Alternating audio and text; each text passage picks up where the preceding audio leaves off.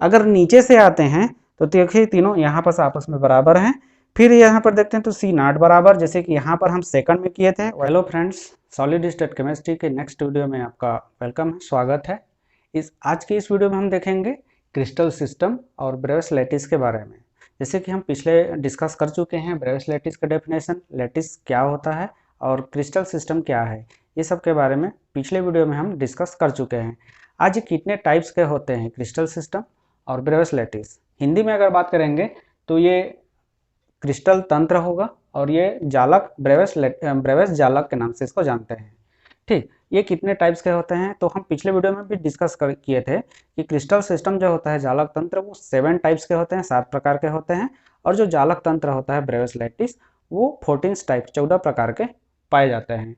तो ये किस प्रकार से डिवाइडेशन है इसका और इसको याद किस प्रकार से करें, कैसे इसको हम इजीली वे से अपने आसान भाषा में याद करें ताकि अगर एग्जाम में आता है तो कहीं भी हम इस क्वेश्चन पर ना फंसे।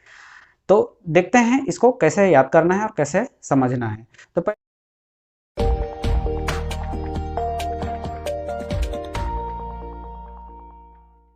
पहले ये सिस्टम को हम देख लेते हैं, फिर देखते हैं कि क्या होता है।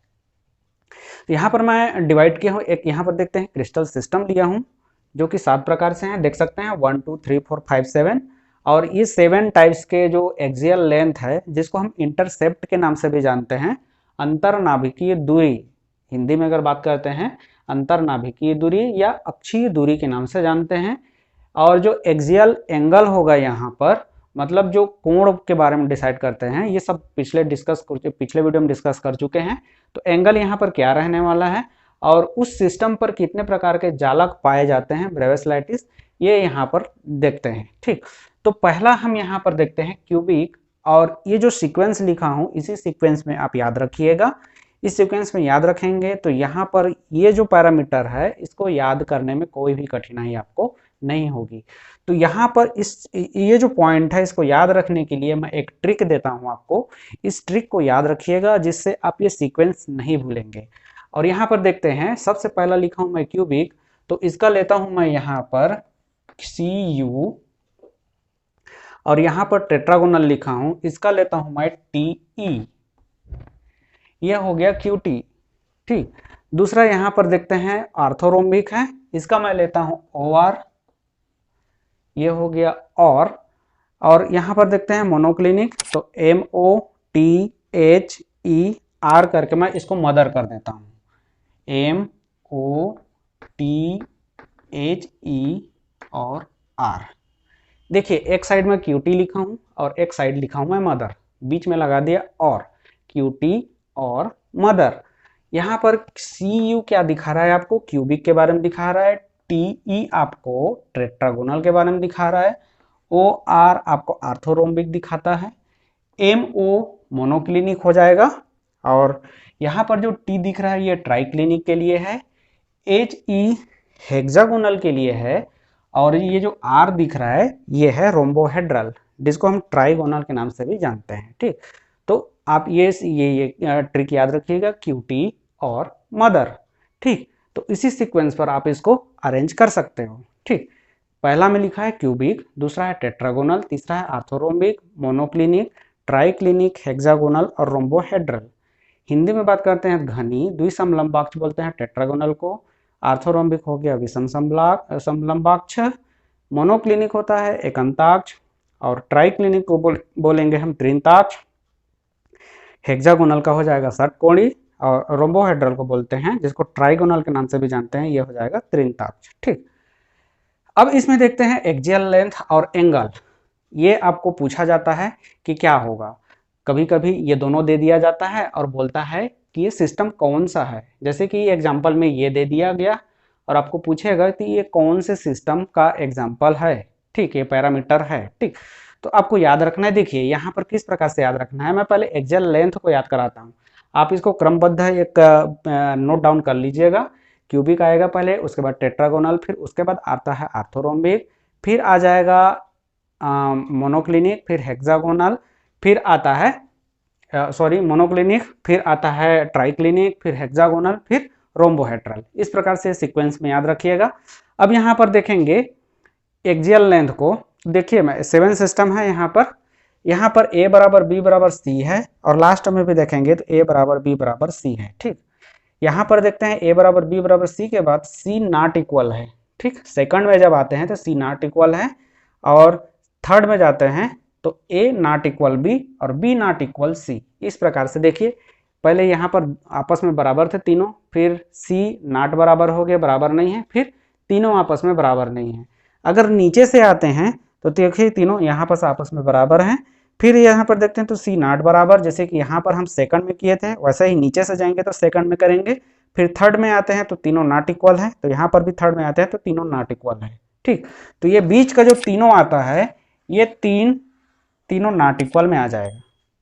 याद हो गया होगा मेरे हिसाब से, आपको इजीली लगा होगा। एक्जेल लेंथ को याद करने का इस बेस्ट तरीका है ये, इस प्रकार से आपको याद रखना है। ये आपस में बराबर रहेंगे, लास्ट वाला भी आपस में बराबर रहेगा। सेकंड वाला को हम नॉट इक्वल सी करते हैं, नीचे से भी सेकंड वाला को नॉट इक्वल सी करेंगे, जो कि 6 नंबर में है। ठीक, हेक्सागोनल। फिर उसके बाद ये आता है तीनों नॉट इक्वल है, यहाँ पर भी देखते हैं तीनों नॉट इक्वल, और बीच में जो एक फंस रहा है चौथा नंबर का, इसको भी हम नॉट इक्वल में ही रखेंगे, तो तीनों नॉट इक्वल में रहेगा। बाकी इजिली आप याद कर सकते हो। ठीक, ये तो हो गया एक्जेल लेंथ के बारे में। एक्जेल लेंथ अब आपको याद हो गया होगा, इसमें कोई भी परेशानी नहीं आना चाहिए। अब इसको कैसे याद करेंगे एंगल को? तो एंगल को याद करने के लिए देखिए यहाँ पर अल्फा बराबर बीटा बराबर गामा इज इक्वल टू 90 है, इसमें भी 90 है और इसमें भी 90 है। 3 टाइम हम कंटिन्यूअसली लगातार हम क्या करेंगे, अल्फा बीटा गामा को 90 के बराबर करेंगे। ठीक, 3 टाइम्स। उसके बाद क्या करेंगे, बीच से हम बीटा को निकालते हैं और उसको 90 के इक्वल नहीं करेंगे, बीटा नॉट इक्वल 90, बट यहाँ पर अल्फा एंड गामा इक्वल 90 के इक्वल रहेंगे। ठीक, अब उसके बाद जाते हैं 3 टाइम्स तो हम इक्वल किए, 4 चौथा नंबर में जैसे ही गए हम 90, बीटा को 90 से हम बाहर कर दिए, और अल्फा और गामा को हम 90 के इक्वल ही रखे हैं। फिर नेक्स्ट में जाते हैं तो देखिए यहाँ पर कोई भी 90 के इक्वल नहीं है, आपस में ये भी बराबर नहीं है, alpha not equal beta, beta not equal gamma, और ये 90 के इक्वल भी नहीं है। इजिली याद हो रहा होगा अब आपको। 3 टाइम हम 90 के इक्वल किए, उसके बाद बीटा को हम 90 से बाहर कर दिए, फिर तीनों पैरामीटर तीनों जो एंगल है उसको हम 90 से पूरा बाहर कर दिए। ठीक, ये 90 के इक्वल नहीं है। फिर उसके बाद देखते हैं अगला जाते हैं, अब 90 के इक्वल फिर लाने का कोशिश करते हैं, तो अल्फा और बीटा को हम 90 के इक्वल करेंगे। ठीक, यहाँ पर हम क्या किए थे, देखिए यहाँ पर मोनोक्लिनिक है ना, मोनोक्लिनिक एकांताक्ष में बीटा 90 के इक्वल नहीं था। अब यहाँ पर देखते हैं हेक्सागोनल में, हेक्सागोनल तो वैसे इजीली याद रहता है। हेक्सागोनल का जो आप पिक्चर बनाते हैं कुछ इस प्रकार से ही बनाते हैं, बेंजीन के टाइप के, और आप बहुत जगह देखे होंगे हेक्सागोनल का पिक्चर। तो यहाँ पर 2 तो 90 पर होता है, लेकिन एक यहाँ पर क्या आएगा 120 पर आता है, और 120 वाला कौन सा होता है, ये वाला हो जाता है आपका 120। ठीक, और एक ये जो नीचे रहेगा वो, और ये एक दूसरे के बीच में यहाँ पर ये 90, तो 2 एंगल यहाँ पर 90 पर आएगा और एक एंगल यहाँ पर 120 का हो जाता है। ठीक, तो आप इसको इजिली याद रख सकते हैं।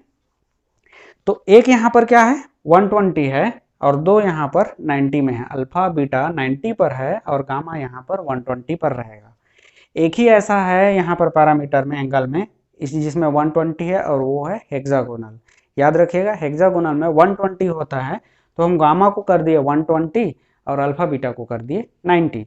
फिर उसके बाद लास्ट में जाते हैं जिसको हम ट्राइगोनल बोल रहे हैं, त्रिताक्ष बोल रहे हैं। इसमें अल्फा इक्वल बराबर है बीटा के और बीटा इक्वल है बराबर गामा के, लेकिन ये 90 पर नहीं है। कोई भी दूसरा एंगल है लेकिन 90 नहीं है। तीनों आपस में, तीनों का एंगल आपस में बराबर रहेगा, लेकिन 90 के इक्वल नहीं रहेगा। ठीक, तो ये इस प्रकार से एंगल सिस्टम को हम यहाँ पर याद रख सकते हैं। देखिए मैं फिर से रिपीट कर रहा हूँ, ये जो 3 है पहले उसको हम बराबर करके 90 किए, फिर चौथा में जाते हैं तो बीटा को 90 से बाहर करते हैं, बाकी अल्फा और गामा को 90 के इक्वल रखते हैं। फिर उसके बाद नेक्स्ट स्टेप में जाते हैं तो सभी आपस में बराबर नहीं रहेंगे और 90 के इक्वल भी नहीं रहेंगे। ठीक, ये होता है त्रिताक्ष, और ये हो जाएगा त्रिसमनताक्ष हो जाएगा, त्रिसमन, इसको मिटा के दूसरा लिख देता हूँ, त्रिसमनताक्ष। ठीक, इसको या तो त्रिसमांताक्ष भी बोलते हैं या तो त्रिकोणीय भी बोलते हैं। ट्राइगोनल है, त्रिकोणीय भी बोलते हैं या तो त्रिसमांताक्ष भी बोलते हैं। ठीक, तो ये तो हो गया एंगल के बारे में। अब इसमें आपको ब्रेविस लैटिस के बारे में देखते हैं कि इसमें कितना ब्रेविस लैटिस या जालक तंत्र जालक पाया जाता है। तो क्यूबिक में देखेंगे तो 3 प्रकार के जालक पाए जाते हैं, एचसीसी, बीसीसी और एफसीसी, जिसको हम सिंपल क्यूबिक सेल आद्य घनीय सेल के नाम से जानते हैं, या तो बीसीसी अंतः केंद्रित और एफसीसी फलक केंद्रित के नाम से भी इसको जानते हैं। ये 1 2 3 करके टोटल हो गया 3। अगर दूसरा हम टेट्रागोनल पर देखते हैं, टेट्रागोनल द्विसमलंबाक्ष में बात करते हैं, तो द्विसमलंबाक्ष में क्या होता है, एचसीसी होता है और बीसीसी होता है। सिर्फ यहाँ पर 2 ही पाया जाता है, एचसीसी बीसीसी, इसमें एफसीसी नहीं होता है। तो इसकी संख्या हो गया 1 और 2 करके, ये हो गया 2।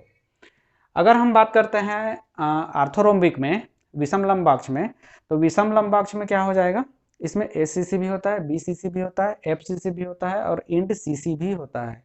ठीक, ये क्या होता है, इंड सीसी भी होता है इसमें। तो इसमें टोटल मिला के क्या हो गया 1 2 3 और ये 4 करके यहाँ पर संख्या हो गया 4। ठीक, उसके बाद मोनोक्लिनिक एकंताक्ष में बात करते हैं, तो इसमें सिर्फ 2 पाया जाता है, एचसीसी होता है और इंड सीसी होता है। टोटल संख्या हो गया 2 और बाकी सभी में एचसीसी पाया जाता है। ट्राइक्लिनिक जिसको त्रिंताक्ष बोलते हैं, हेक्सागोनल में भी एचसीसी होगा और त्रिकोणीय में भी त्रिसमांताक्ष जिसको रोम्बोहेड्रल बोलते हैं उसमें भी एचसीसी करके ही पाया जाता है। ठीक, तो इसमें देखिए सभी में एचसीसी पाया जाएगा। याद रखने के लिए सभी में एचसीसी पाया जाता है क्योंकि ये आद्य है, प्रिमिटिव है, सिंपल है। ठीक, तो सभी में पाया जाता है ये। इंड सीसी के बारे में बात करते हैं तो सिर्फ 2 ही में पाया जाता है इंड सीसी, सिर्फ ये वाला और यहाँ पर। ये कौन कौन सा है तो देख सकते हैं आप, विषम लंबाक्ष में मिल रहा है। विषम लंबाक्ष का सामान्य एग्जाम्पल आपको कभी कभी पूछ दिया जाता है, माचिस की डिबिया। ठीक, याद रखिएगा, माचिस की डिबिया। माचिस की डिबिया देखेंगे तो लेंथ हमेशा इसका देखेंगे तो कुछ इस प्रकार से होगा। ठीक, माचिस की डिबिया का लेंथ इस प्रकार से होता है। मान लेते हैं ये वाला ए हो गया, ये वाला बी हो गया और ये वाला सी हो गया। ठीक, तो तीनों की लंबाई आपस में बराबर नहीं होती है। देखिए आपस में बराबर नहीं है, लेकिन सभी एक दूसरे के राइट एंगल में है, मतलब 90 डिग्री पर है। कहीं पर भी देखो 90 डिग्री ही बनाता है। यहाँ पर लेते हैं, यहाँ पर लेते हैं, या तो यहाँ पर लेते हैं। ठीक, तो सभी जगह 90 डिग्री बनाता है। ये आपस में 90 डिग्री है और कोई भी आपस में भुजा की लंबाई बराबर नहीं है। माचिस की डिबिया। ठीक, इसमें एक इंड सीसी होता है और दूसरा होता है मोनोक्लिनिक एकंताक्ष में इंड सीसी पाया जाता है। सिर्फ 2 ही जगह है जहाँ पर इंड सीसी पाया जाता है और स्टार्टिंग के 3 में बीसीसी होता है। ठीक, याद रखिएगा, स्टार्टिंग के 3 में बीसीसी पाया जाता है, स्टार्टिंग 3 में बीसीसी। उसके बाद आर्थोरोम्बिक, विषमलंबाक्ष और एकंताक्ष में इंड सीसी पाया जाता है। एफसीसी के बारे में बात करोगे तो आप फर्स्ट और थर्ड में ही होता है। ठीक, याद रखिएगा ये सबको। आप इतना याद रखिएगा, इंड सीसी कहाँ पर है और बीसीसी शुरू के 3 में ही पाया जाता है। एफसीसी पहला और थर्ड में पाया जाता है, घनी में होता है, ये तो सभी को याद रहेगा। और दूसरा एक और जो घनीय सदृश्य संरचना जो बनाता है, मतलब उसका घनी का एक आयताकार स्वरूप जो कि है विषमलंबाक्ष। ठीक, तो उसमें भी फलक केंद्रित घनी सेल पाया जाता है, विषमलंबाक्ष और घनी सेल। ठीक, इसी में ही एफसीसी पाया जाता है, स्टार्टिंग के 3 में बीसीसी और इंड सीसी आर्थोरोम्बिक और मोनोक्लिनिक में। बाकी सभी में एचसीसी पाया जाता है। यहाँ से भी क्वेश्चन उठाकर पूछा जाता है किस में अंतः केंद्रित घनीय सेल पाया जाता है। बाकी इधर के सभी एग्जाम्पल रहेंगे और तीनों में से कोई एक एग्जाम्पल यहाँ से उठाकर आपको दे सकता है। तो इस प्रॉब्लम को इस प्रकार से सॉल्व करना है। आपका यहाँ पर इजी टिक हो जाता है, क्यूटी और मदर, और इसी सीक्वेंस में याद रखेंगे तो ये आसानी से आप इसको याद कर सकते हैं। वीडियो अच्छा लगा होगा तो वीडियो को लाइक ज़रूर कीजिएगा।